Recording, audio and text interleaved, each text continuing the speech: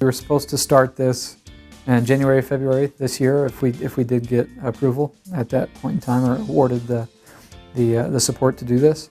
Ultimately, we didn't find out until a little over a month ago, so we're a little late in getting started. I'm not sure the money has actually arrived here yet, but it should be here any time now. I haven't seen a notification yet, but from start of building the radar, designing to completion, ready for deployment to go put on an aircraft is 18 months. So that's really the main project period. But then as soon as the radar is developed, we'll go and we'll actually have an opportunity to fly this. And that's where when we take these observations, they will be on board a NASA aircraft. We'll get some observations, and the meteorology students and the engineering students will all get a chance to analyze this data. Ultimately, that could extend the project beyond that 18-month development and testing period and planning period on the meteorology side to something more like 2 years, maybe a little bit longer. And it just depends on when we're able to actually fly the instrument on NASA aircraft. And that ultimately will impact what types of science questions we ask and we address with the instrument. Whether it's really, strong thunderstorms, or it has to be something at another time of the year. If we're looking in the winter time, we're not going to be able to investigate those types of storms, really strong severe storms, or summertime thunderstorms, very deep storms. We won't be able to investigate those as well. But the radar development, design, development, and integration will take place in the 18-month period. While the engineers are working on the radar side, the meteorology students will have an opportunity to see some of that and participate in some of those activities.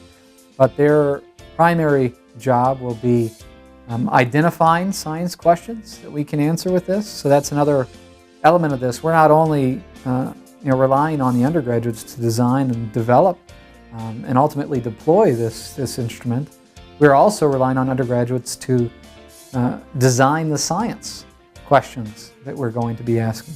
So normally, again, you'll have a senior scientist or someone with a much longer history in the field, expertise in one of these areas, really designing these projects and carrying them out with a group of colleagues and other scientists from around the world with support of NASA or NSF or another one of these programs.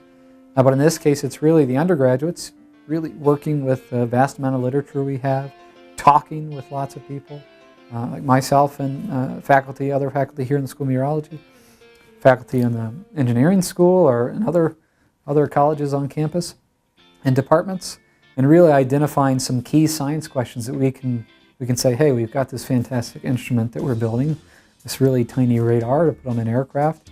We'd like to do some science with that instrument, and what's really going to have an impact. What's a relevant science question that will ultimately benefit the larger scientific community, benefit NASA, benefit the university as a whole, and our strengths and the abilities that we have for future research with both undergraduate students and other faculty and graduate students here in the school and colleagues elsewhere.